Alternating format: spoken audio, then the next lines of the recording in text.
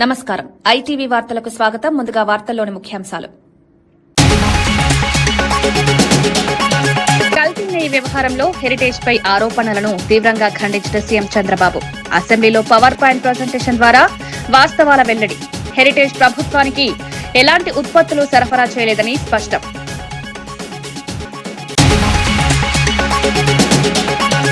కేటీఆర్ వ్యాఖ్యలకు చామల కిరణ్ ఘాటు కౌంటర్. చట్టాలపై పాఠాలు అవసరం లేదన్న ఎంపీ, ఫోన్ ట్యాపింగ్ వివాదం గుర్తు చేసిన చామల, ప్రజలను తప్పుదారి పట్టించొద్దని హెచ్చరిక.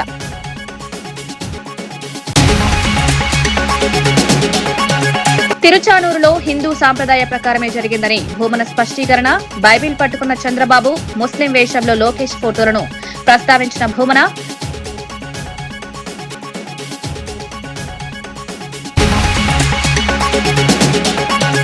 ఇందిరమ్మ ఇళ్లలో అవినీతికి తావలేదన్న ఉత్తమ్, అర్హులకే ఇల్లు కేటాయిస్తామన్న హామీ, పారదర్శకంగా ఎంపిక ప్రక్రియ కొనసాగింపు, అక్రమాలపై కఠిన చర్యలు తీసుకుంటామని హెచ్చరిక.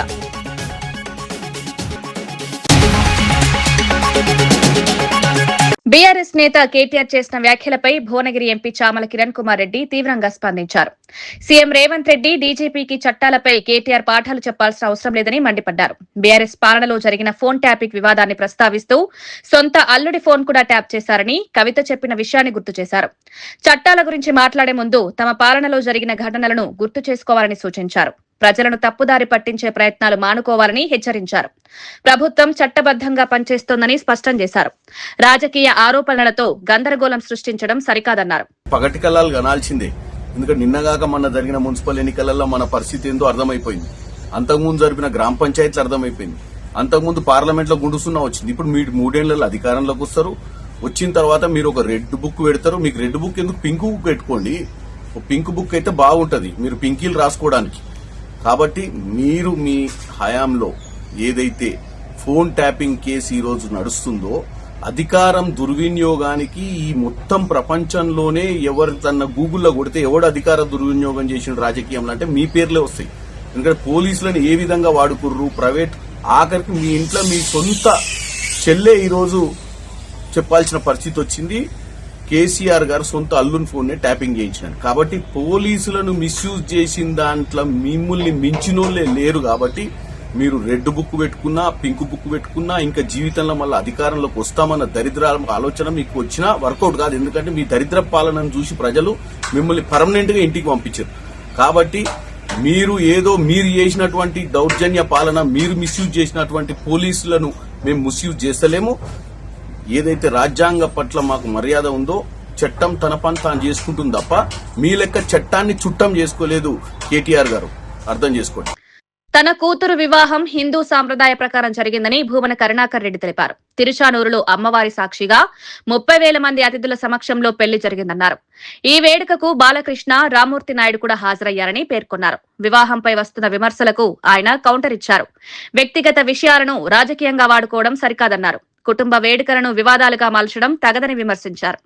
తన కుటుంబ గౌరవాన్ని కాపాడుకోవడం తన బాధ్యత అని స్పష్టం చేశారు. అందులో ప్రధానమైనటువంటి వ్యక్తి మీ వియ్యంకుడైన లోకేష్ గారి మామైన బాలకృష్ణ గారు, నాకు ఆత్మీయుడిగా ఉన్నటువంటి వ్యక్తి. ఆయన వచ్చి నా కూతురు పెళ్లికి అక్షింతలు వేసినారు.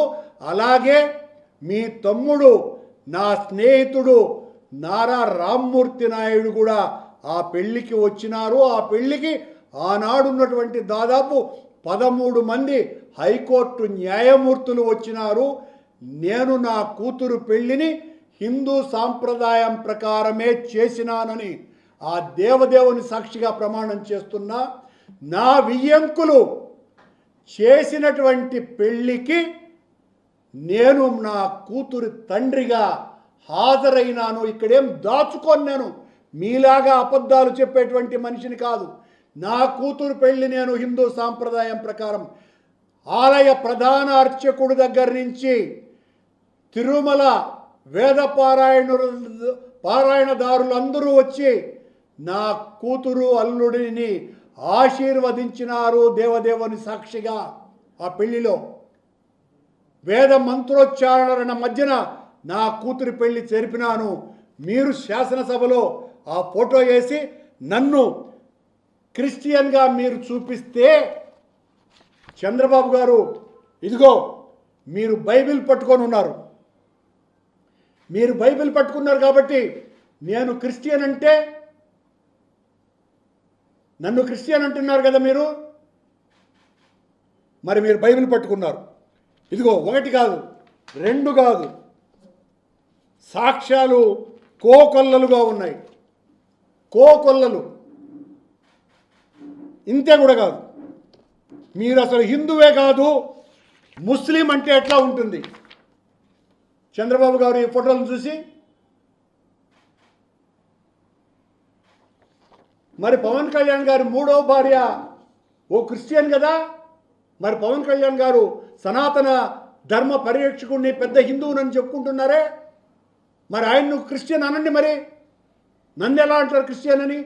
మీరు క్రిస్టియన్ చెప్పే ఈ కరుణాకర్ రెడ్డి చేసినటువంటి హైందవ ప్రచారం ఇప్పటి వరకు పాలక మండళ్ల చరిత్రలో ఏ ఒక్క అధ్యక్షుడు చేయలేదని ఛాలెంజ్. మావోయిస్టు కేంద్ర కమిటీ అప్రకటిత కార్యదర్శి తిప్పిరి తిరుపతి అలియాస్ దేవ్జీ తెలంగాణ డీజీపీ శివధర్ రెడ్డి ఎదుట లొంగిపోయారు. అనారోగ్య కారణాల వల్ల రహస్య జీవితం విడిచి జనజీవన స్రవంతిలో కలుస్తున్నట్లు తెలిపారు. కేవలం వ్యక్తిగత జీవితానికే కాకుండా ప్రజా సమస్యలపై చట్టబద్దంగా పోరాడతానన్నారు. దశాబ్దాలుగా నమ్మిన సిద్ధాంతాల ప్రకారం రాజకీయ జీవితాన్ని కొనసాగిస్తానని పేర్కొన్నారు. ఈ పరిణామం భద్రతా వర్గాల్లో ప్రాధాన్యం సంతరించింది.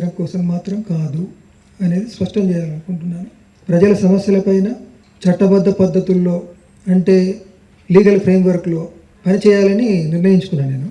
అంటే దాని అర్థం నా రాజకీయ జీవితాన్ని కొనసాగించాలనుకుంటున్నాను. అలాగే దశాబ్దాల తరబడి నేను నమ్మిన సిద్ధాంతం ఏదైతుందో దాన్నే గైడెన్స్గా తీసుకొని పనిచేయాలని కూడా ఈ సందర్భంగా తెలియజేస్తున్నాను. ఇప్పుడు ఇది నేను ఎందుకు బయటకు రాదలుచుకున్నా అనే విషయాన్ని చెప్పడానికి పరిమితమై మాట్లాడదలుచుకున్నాను. ఇప్పుడు ఉన్నటువంటి మీరందరూ ఎంతో ఆశపడి అడగడం మీ డ్యూటీ, మీరు ఆశిస్తారు కూడా. కానీ ఇప్పుడున్నటువంటి ఈ సందర్భంలో మీరు అడిగే విషయాలన్నింటికీ సమగ్రంగా వివరంగా చెప్పడం అనేటువంటిది సాధ్యం కాని స్థితి.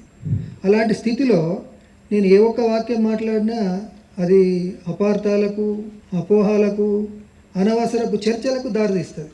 కాబట్టి ప్లీజ్ దాన్ని నివారించడం కోసం, అనవసరపు అపార్థాలకు, అనవసర చర్చలకు దారితీయకుండా ఉండడం కోసం నేను లేదా మేమిద్దరం నిర్ణయించుకుంది ఏంటంటే, మీరు ఎంత వివరంగానైనా కానీ ఎన్నైనా ప్రశ్నలు అడగచ్చు, ఎంతైనా కానీ చర్చ చేయొచ్చు.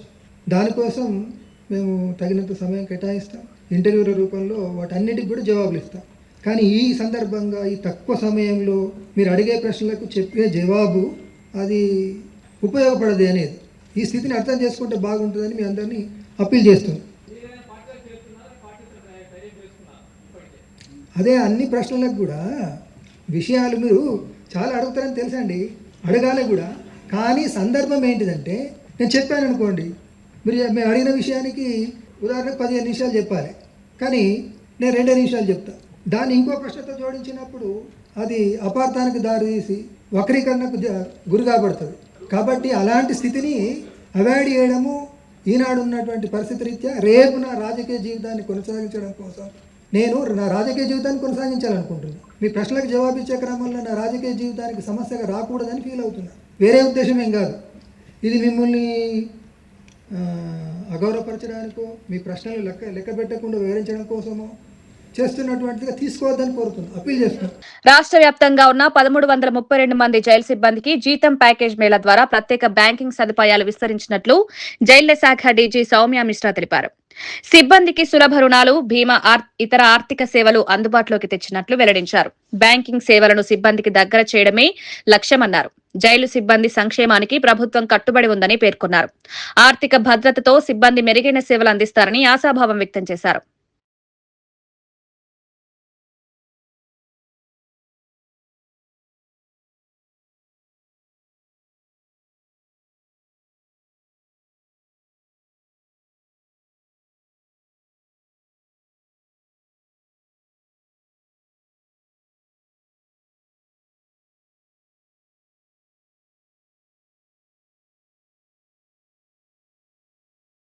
అకౌంట్స్ ఉన్నా సరే అవేర్నెస్ లేకుండే, సో మాక్సిమం ఎంప్లాయీస్ వాళ్ళు సాలరీ అకౌంట్ కి ఈ సాలరీ ప్యాకేజ్ కు కన్వర్ట్ చేయలేదు.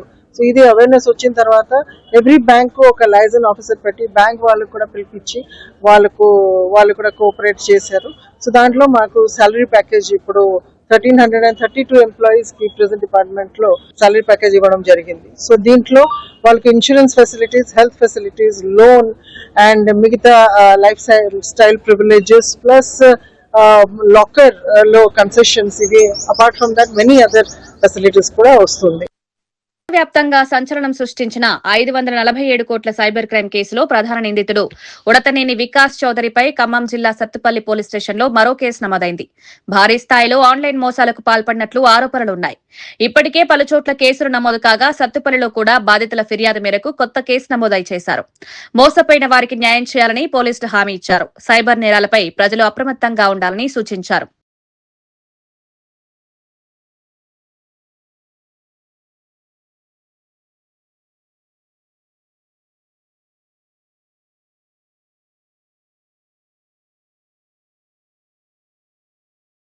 వికాస్ చౌదరి తర్వాత రామ వెంకట్ చరణ్ ఇంకా Anirudh 11 other accused person who are actively involved in this cyber case ని అరెస్ట్ చేశాము. ఇన్వెస్టిగేషన్ లో క్లియర్ గా ఈ అక్యూజ్డ్ పర్సన్స్ బిజినెస్ పేరుతో వేరే పర్సన్స్ ని బ్యాంక్ అకౌంట్ ఓపెన్ చేయించి check books, debit cards, internet banking credentials complete గా ఆ అకౌంట్స్ ని మ్యూల్ అకౌంట్స్ లాగా యూజ్ చేసి సైబర్ ఫ్రాడ్ కండక్ట్ చేశారు. పబ్లిక్ కి ఒక సిన్సియర్ రిక్వెస్ట్, ఈజీ మనీ కోసం, కమిషన్ కోసం ఎవరైనా మీ దగ్గర బ్యాంక్ అకౌంట్ ఓపెన్ చేయమైనా లేదా బ్యాంక్ అకౌంట్ డీటెయిల్ అడిగినా ప్లీజ్ షేర్ చేయకండి. మీ అకౌంట్స్ సైబర్ ఫ్రాడ్ లో యూజ్ చేస్తే మీరు కూడా అక్యూజ్డ్ గా కన్సిడర్ అవుతారు.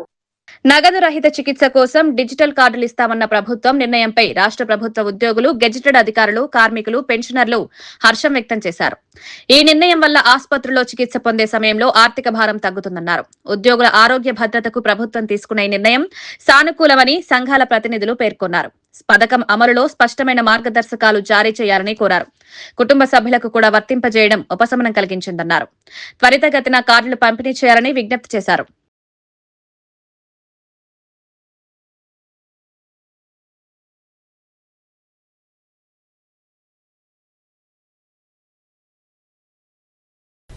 ఆ యొక్క సమస్యలని 2 సంవత్సరాల నుంచి ఇబ్బంది పడుతున్నప్పుడు కూడా ఒక్కొక్కటిగా చేసుకుంటూ వస్తున్నందుకు శుభాకాంక్షలు తెలియజేయడానికి ఈరోజు ప్రత్యేకంగా సమావేశం ఏర్పాటు చేశాం. హెల్త్ కార్డ్స్ పైన గతంలో వచ్చిన 186 డిఓలో ఉద్యోగులకి ట్రస్ట్ ఒకటి ఏర్పాటు చేసుకుని ఆ ట్రస్ట్ లో ఉద్యోగ సంఘాలు 6 సంఘాలు, మా యొక్క సీనియర్లైన పెన్షన్ సంఘాలు 2 సంఘాలు, ఆఫీసర్స్ 8 మంది, ఈ 16 మందికి చైర్మన్ గా సిఎస్ గారు వ్యవహరిస్తారని ట్రస్ట్ ఏర్పాటు చేయడం జరిగింది. మొన్న మేము కలిసినప్పుడు బడ్జెట్ సమావేశాల్లో లాంచ్ చేస్తామని చెప్పారు. దానికంటే ముందే నిన్న కేబినెట్ లో క్లియర్ గా చెప్పడం జరిగింది. 2-3 రోజుల నుంచి ఇంప్లిమెంట్ అవుతుందని మేము అనుకుంటున్నాం. మార్చి 1 నుంచి ఇంప్లిమెంట్ అవుతుందని. మరి ముఖ్యంగా హెల్త్ కార్డు విషయం ఆ రోజు 2008లో ఆగిపోయిన హెల్త్ కార్డుని మరి గౌరవ రేవంత్ రెడ్డి గారి ప్రభుత్వం సాహసం చేసి నిర్ణయం తీసుకొని మరి పెన్షనర్స్ అల్లాడిపోతున్నారు. ప్రతి నెలకోసారి ధర్నాలు పెట్టి వారి ఆవేదనను వ్యక్తం చేయడం జరిగింది. పైలట్ ప్రాజెక్ట్ కిందనే తీసుకుంటున్నాం. ఇది సక్సెస్ అయిన తర్వాత ప్రతి ఒక్కరికి కూడా అవకాశం ఇస్తామని చెప్పారు. ఎవరికి ఎట్లాంటి ఆందోళన అవసరం లేదు. మరి బేసిక్ పీలో కూడా పాయింట్ అది 1.5%. ఇది ఒక్కటి చేసి మళ్ళీ దీన్ని గాలి కొలిలేయకుండా ఖచ్చితంగా మమ్మల్ని మీరు చూడండి, మిమ్మల్ని మేము చూస్తాం, ఖచ్చితంగా మేము ఎవరు ఉంటాం, మేము ఎవరి మాట వినం. మాకు మా సమస్య పరిష్కారం కావాలి. మేము పెద్దవాళ్ళుగా ధన్యవాదాలు, నమస్కారాలు పెట్టడం కాకుండా ఆశీర్వాదాలు ప్రభుత్వానికి ఇస్తున్నాం. ప్రతి కార్యక్రమంలో మేము కూడా ముందుంటాము. మీరు ఏదైతే ట్రస్ట్ ఏర్పాటు చేస్తున్నారో ఆ ట్రస్ట్లో మహిళా పెన్షనర్స్ గా ఒక మహిళకు కూడా అవకాశం ఇవ్వాలని కోరుకుంటున్నాము. ఇందిరమ్మ ఇళ్ల పంపిణీలో ఎలాంటి అవినీతి జరిగే అవకాశం లేదని నీటిపారుదల శాఖ మంత్రి ఉత్తమ్ కుమార్ రెడ్డి స్పష్టం చేశారు. అర్హులైన లబ్దిదారులకే ఇల్లు కేటాయిస్తామన్నారు. రాజకీయ ఆరోపణలు నిరాధారమని కొట్టిపారేశారు. పేదలకు గృహ సదుపాయం కల్పించడం ప్రభుత్వ లక్ష్యమని పేర్కొన్నారు. ఎవరైనా అక్రమాలు చేస్తే కఠిన చర్యలు తీసుకుంటామని హెచ్చరించారు.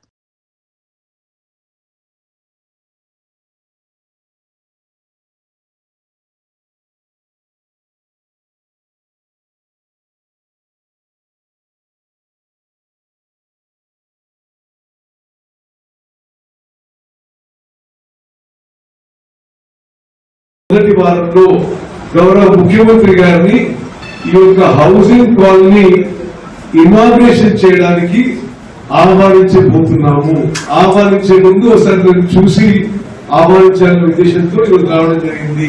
అన్ని పనులని సమీక్ష చేయడం జరిగింది. అన్ని పనులతో సహా ఈ 2160 బెనిఫిషియరీ కుటుంబాలను 1000 కుటుంబాలని ఇప్పుడు ఇమీడియట్లీ ఈ వారం రోజుల్లో సెలెక్ట్ చేయబోతున్నాము. అవినీతి రహితంగా ఈ బెనిఫిషియరీస్ సెలెక్షన్ చేయబోతున్నాము. ప్రజాప్రతినిధులు తప్పనిసరిగా మీ ఇన్పుట్స్, మీ రికమెండేషన్స్ ఇవ్వాలి. విజయవాడ ఇంద్రకీలాద్రి దుర్గా మల్లేశ్వర స్వామి దేవస్థానంలో మార్చి 6 నుంచి 3 రోజుల పాటు కుంభాభిషేక మహోత్సవం నిర్వహించనున్నారు. ఏర్పాట్లపై ఎంపీ కేశినేని శివనాథ్ ఆధ్వర్యంలో జిల్లా కలెక్టర్, పోలీస్ కమిషనర్, దేవస్థానం అధికార సమీక్ష సమావేశం నిర్వహించారు. భక్తులకు ఎలాంటి ఇబ్బందులు లేకుండా చర్యలు చేపట్టాలన్నారు. భక్తుల కోసం ప్రత్యేక క్యూ లైన్లు ఏర్పాటు చేశామన్నారు. మహోత్సవం విజయవంతం చేయాలని అధికారులు సంకల్పించారు. ప్రతి 12 సంవత్సరాలకి వస్తుంది కాబట్టి ఎంతో మంది భక్తులు, లక్షలాది మంది భక్తులు దర్శించుకోవడానికి వస్తారు. గత 12 సంవత్సరాల క్రితం పెద్దలు కంచికామ కోటి పీఠాధిపతి జయేంద్ర సరస్వతి గారి చేతుల మీదుగా జరిగిన ఈ ఉత్సవం మళ్ళీ ఆయన వారసులైన విజయేంద్ర సరస్వతి గారి చేతుల మీదుగా 6వ తారీఖు ఉదయం 8 గంటలకి హోమం ద్వారా ప్రారంభం కాబోతుంది. లాస్ట్ టైం జరిగిన మన దసరా టైంలో చూసుకుంటే మనకు ఒక్క రోజుకి 2 లక్షల మందిని హ్యాండిల్ చేయగలిగాము. ప్రతి సంవత్సరము పెరుగుతూ ఉంది కాబట్టి ఈసారి రోజుకి 3 లక్షల మందిని కూడా హ్యాండిల్ చేయడానికి జిల్లా యంత్రాంగం సంసిద్ధంగా ఉంది. దీంట్లో ఏమాత్రం డౌట్ పడాల్సిన అవసరం లేదు. దీనికి ప్రభుత్వం నుంచి కూడా ఎప్పటికప్పుడు మనకు కావాల్సిన అన్ని సహకారాలు అందజేస్తున్నారు కాబట్టి ఎప్పటికప్పుడు మన దిశానిర్దేశాలు వస్తున్నాయి కాబట్టి ఈసారి కూడా కుంభాభిషేకాన్ని ఎక్కడ ఇబ్బంది జరుపుతాము. మీరు ట్రెండ్స్ చూస్తే సంవత్సరం కూడా అమ్మవారి దర్శనానికి వచ్చే భక్తుల సంఖ్య భారీగా పెరుగుతూ ఉంది. లాస్ట్ ఇయర్ మీకు అందరూ తెలుసు, మూలా నక్షత్రం రోజున 1,30,000 మంది వస్తే ఈసారి 2,05,000 మంది భక్తులు రావడం జరిగింది. సో ఈ మహాకుంభాభిషేకానికి కూడా ఈ భక్తులు ఎలా వస్తారనేది అంచనా వేయాల్సిన అవసరం ఉంది. సో దానికి మనము లాస్ట్ శరన్నవరాత్రి ఉత్సవాల సందర్భంగా ఎటువంటి చర్యలు తీసుకున్నామో అవన్నీ ఒకసారి సమీక్షించుకొని తద్వారా మనము ముందుకెళ్లాల్సిన అవసరం ఉంది. ఢిల్లీలో జరిగిన ఏఐ సదస్సు వద్ద కాంగ్రెస్ నాయకుల ప్రవర్తనకు నిరసనగా బీజేపీ మహిళా మోర్చా ఆధ్వర్యంలో విజయవాడలో ర్యాలీ నిర్వహించారు. నాయకులు కాంగ్రెస్ పై తీవ్ర విమర్శలు గుప్పించారు. మహిళా గౌరవాన్ని కించపరిచే చర్యలను ఖండించారు. ప్రజాస్వామ్యంలో బాధ్యతాయుత ప్రవర్తన అవసరమన్నారు. సంఘటనపై పూర్తి వివరాలు బయటపెట్టాలని డిమాండ్ చేశారు. ర్యాలీలో పెద్ద సంఖ్యలో మహిళలు పాల్గొన్నారు.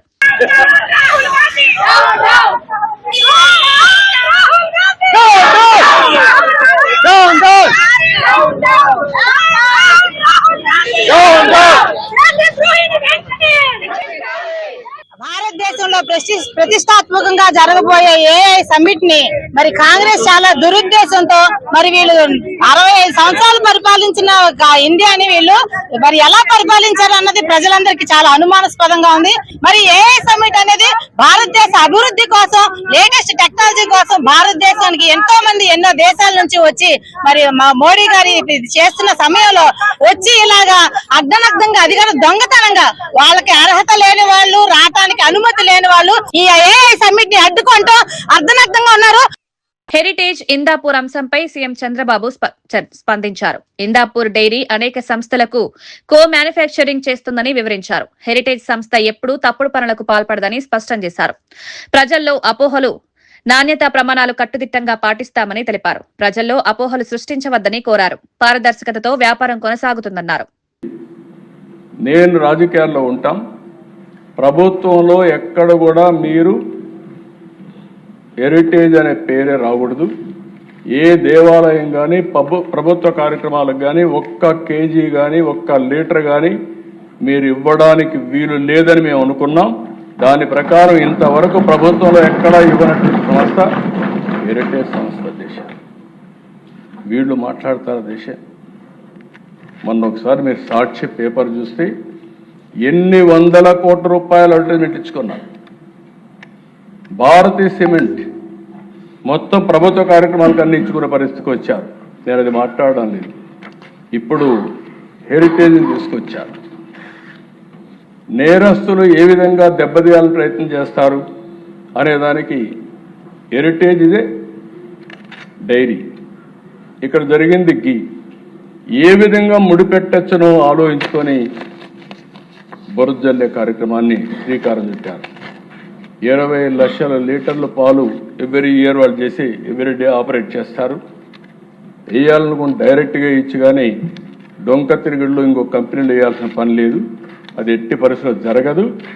వాళ్ళ ఉద్దేశం నీతి నిజాయితీగా చేయడమే కాకుండా ప్రభుత్వాలతో సహాయం లేకుండా నీతి నిజాయితీగా నిలబడాలనే ఉద్దేశంతోనే ముందుకు పోయారని చెప్పి కూడా నేను మీకు తెలియజేస్తున్నా. ఇక్కడ నిన్నే హెరిటేజ్ని తీసుకొచ్చి ఒక పక్కన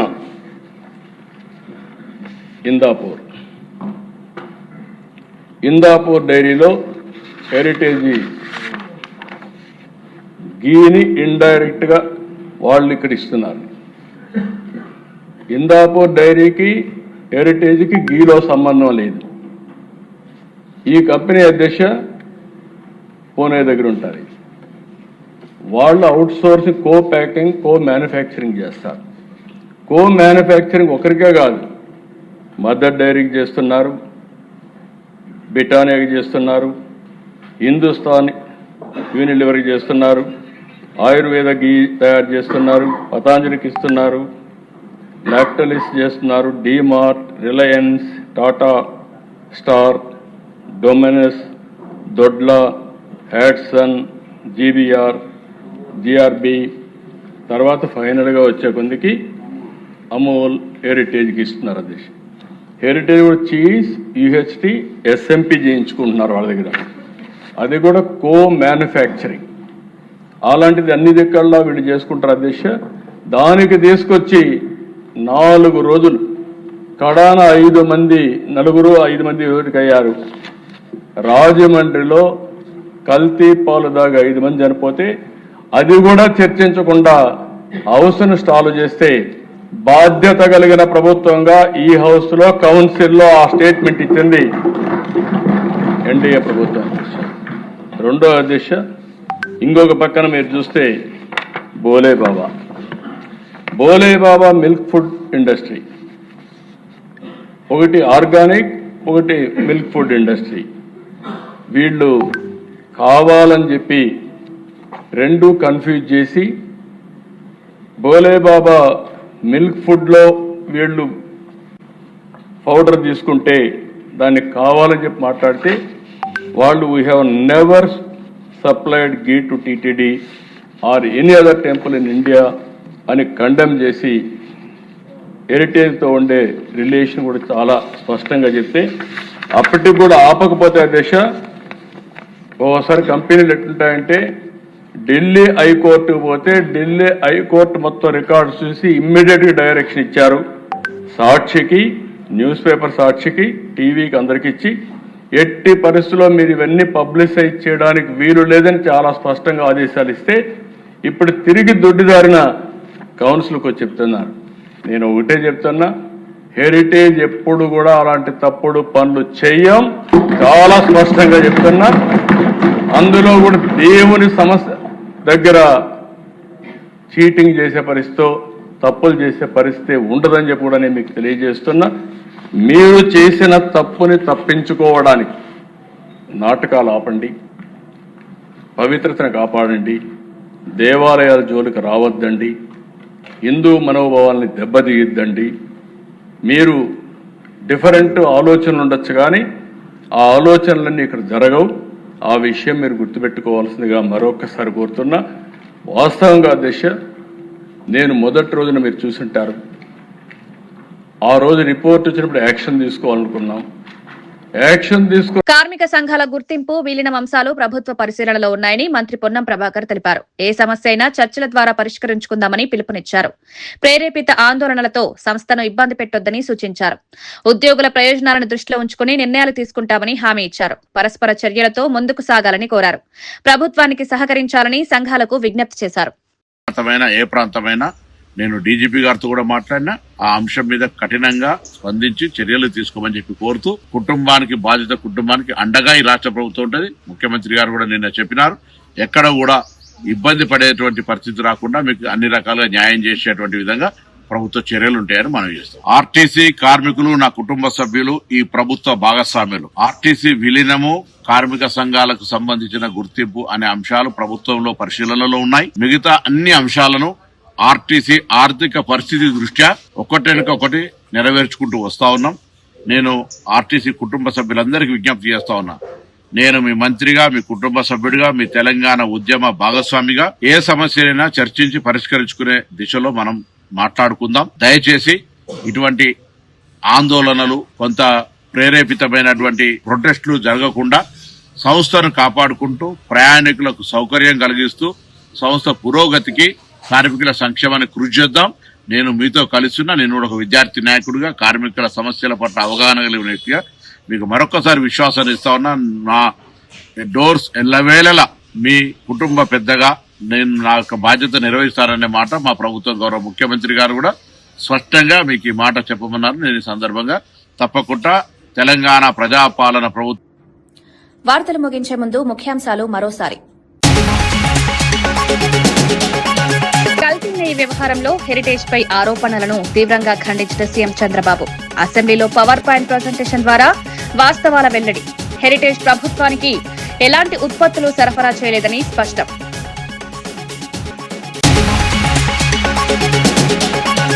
కేటీఆర్ వ్యాఖ్యలకు చామల కిరణ్ ఘాటు కౌంటర్. చట్టాలపై పాఠాలు అవసరం లేదన్న ఎంపీ. ఫోన్ ట్యాపింగ్ వివాదం గుర్తు చేసిన చామల ప్రజలను తప్పుదారి పట్టించొద్దని హెచ్చరిక.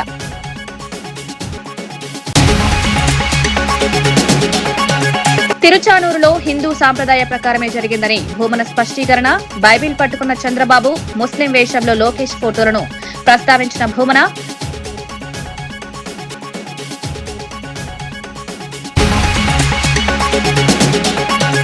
ఇందిరమ్మ ఇళ్లలో అవినీతికి తావులేదన్న ఉత్తమ్. అర్హులకే ఇల్లు కేటాయిస్తామన్న హామీ. పారదర్శకంగా ఎంపిక ప్రక్రియ కొనసాగింపు. అక్రమాలపై కఠిన చర్యలు తీసుకుంటామని హెచ్చరిక.